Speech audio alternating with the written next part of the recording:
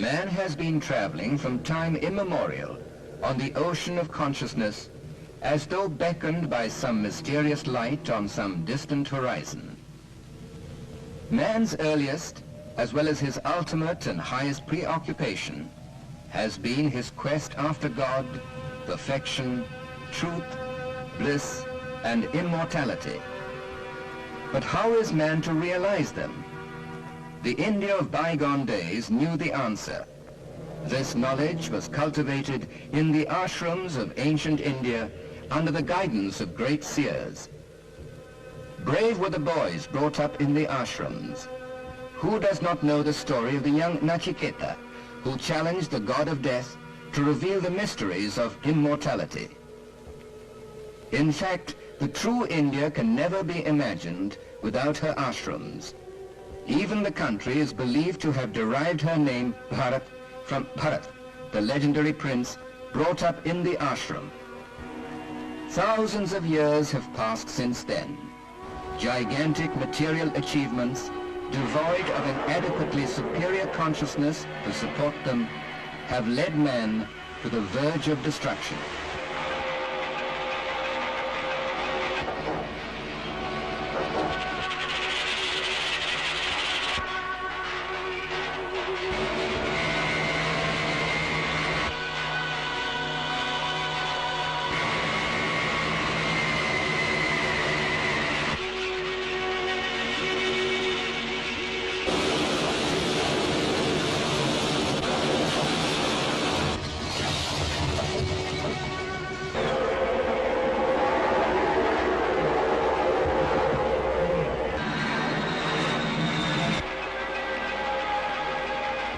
But this must not be, proclaimed Sri Aurobindo. Man must evolve further in his consciousness.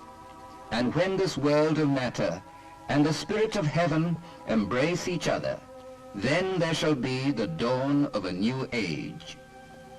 This message of Sri Aurobindo goes forth from his ashram at Pondicherry, the ancient Vedpuri, once the ashram of the Vedic rishi Agastya. Obeying an inner command, Sri Aurobindo came over to Pondicherry in 1910, when he was at the zenith of his political glory. It was at Pondicherry that he practiced and propounded his integral yoga. Yoga, as we know, is the process of the union with the divine. And the aim of Sri Aurobindo's integral yoga is not merely to rise out of the ordinary ignorant world consciousness into the divine consciousness, but to bring the supramental power of that divine consciousness down into the ignorance of mind, life, and body, to transform them, to manifest the divine here and create a divine life in matter. It was from 1920, the year the spiritual collaborator Sri Aurobindo, the mother, who came over to Pondicherry permanently, that the ashram began to take shape and grow rapidly. The mother said, "Let us work as we pray, for indeed, work is the body's best prayer to the divine." And so this harmonious complex hums with activities made up of more than 2,000 people, some of them old stalwarts who had made history in the first decade of the century as the revolutionary lieutenants of Sri Aurobindo, and among the others, hundreds of radiant souls abiding. But all are her children, whether 8 or 80. Until 1962, a day in the ashram used to begin with the mother appearing on the balcony and blessing the children. Then all would spread out into their fields of activities. Students and teachers would go to the Sri Aurobindo International Center of Education, where emphasis is given to integral education. This can help the student to develop all aspects of his personality.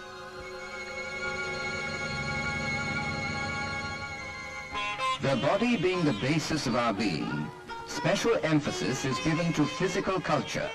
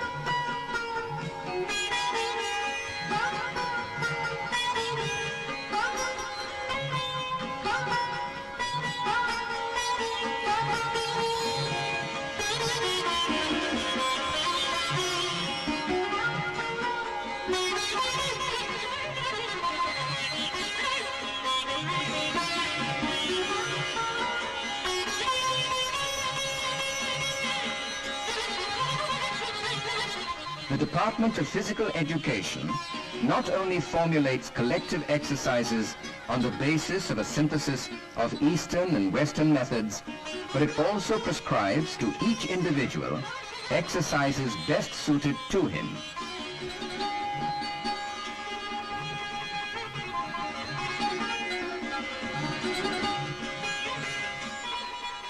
But since the real purpose of education is to bring true enlightenment, all work can become education when done with a proper attitude, the attitude of serving the divine through work. Whatever work one may do, one should do it as perfectly as one can, is the motto in the ashram. For work becomes yoga when one offers it to the divine and seeks his own perfection through it. There is no hierarchy among the ashramites.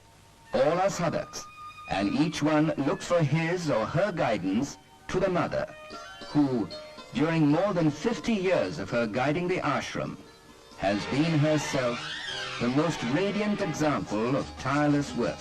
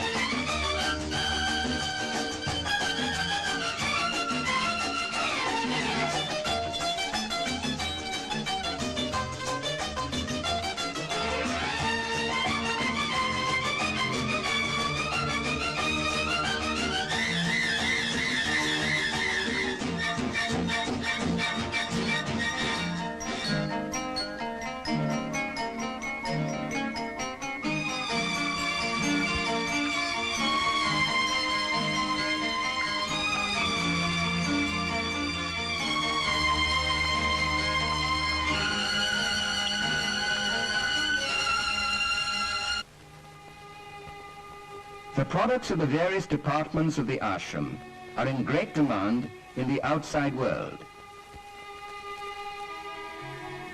Here, in an exhibition of such products in Bombay, the visitors appreciate their artistic quality.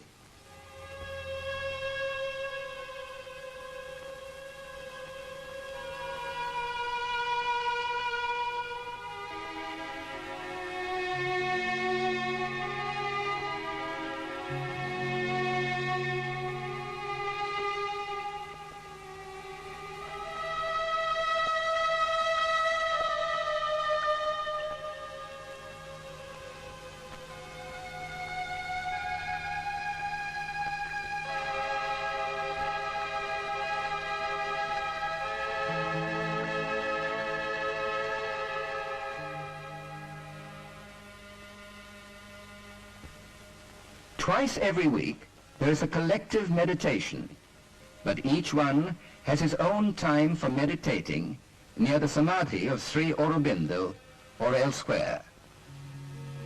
And there are 4 special days when the mother gives darshan to the public. February 21st, the birthday of the mother; April 24th, the day of the mother's coming over to the ashram; August 15th, the birthday of Sri Aurobindo; and November 24th, the Siddhi Day. On these days, often thousands of devotees join the ashramites in meditation around the master's samadhi. During his lifetime, Sri Aurobindo and the mother both used to bless the devotees who filed past them on these 4 days. They had the opportunity of visiting the room where Sri Aurobindo lived for the last 24 years before leaving his body on 5th December 1950.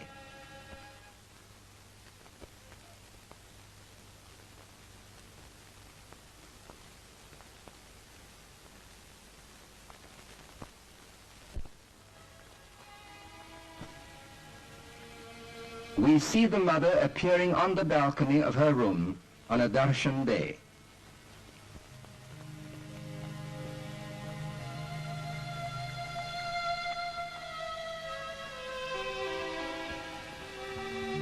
Amid the work of darker powers, she is here to heal the evils and mistakes of space and change the tragedies of the ignorant world into a divine comedy of joy.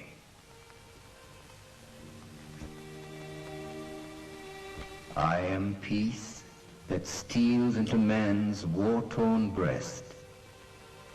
I am charity with the kindly hands that bless. I am silence mid the noisy tramp of life. I am knowledge pouring on her cosmic map. The Darshan Day concludes with the march past and meditation day in the playground, where, before the fresco of India, the mother used to sit. The Sri Aurobindo Ashram works for the lofty future of man, works for the dawn of a new age, when a spiritually awakened India will enlighten the world about the true destiny of man. The sadhaks in the ashram are expected to contribute to the advent of such an age, not only through developing the right consciousness, but also through developing a body plastic enough to hold a greater consciousness. The message of Sri Aurobindo is for the entire human race, going beyond all religions or racial boundaries. His ashram has people from every part of the world. They do their sadhana through surrender to the divine, as aspiration towards truth and a constant effort at rejecting all falsehood.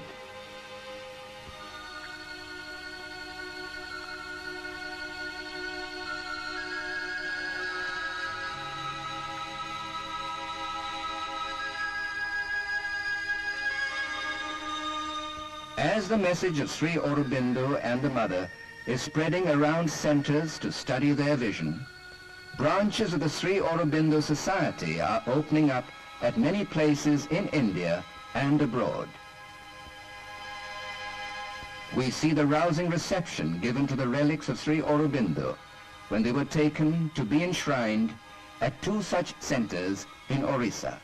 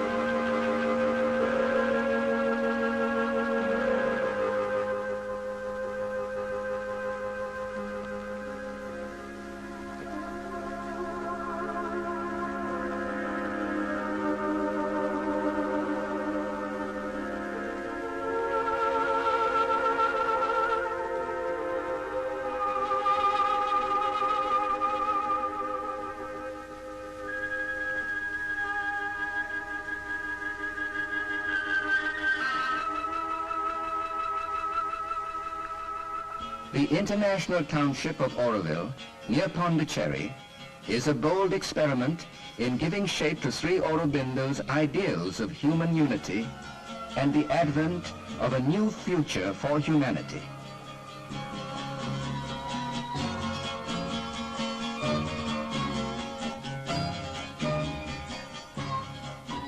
There should be somewhere on earth a place where human beings of goodwill, sincere in their aspirations, could live freely as citizens of the world, obeying one single authority, that of the supreme truth. The Sri Aurobindo Ashram is a step towards that ideal, maybe still an infant step.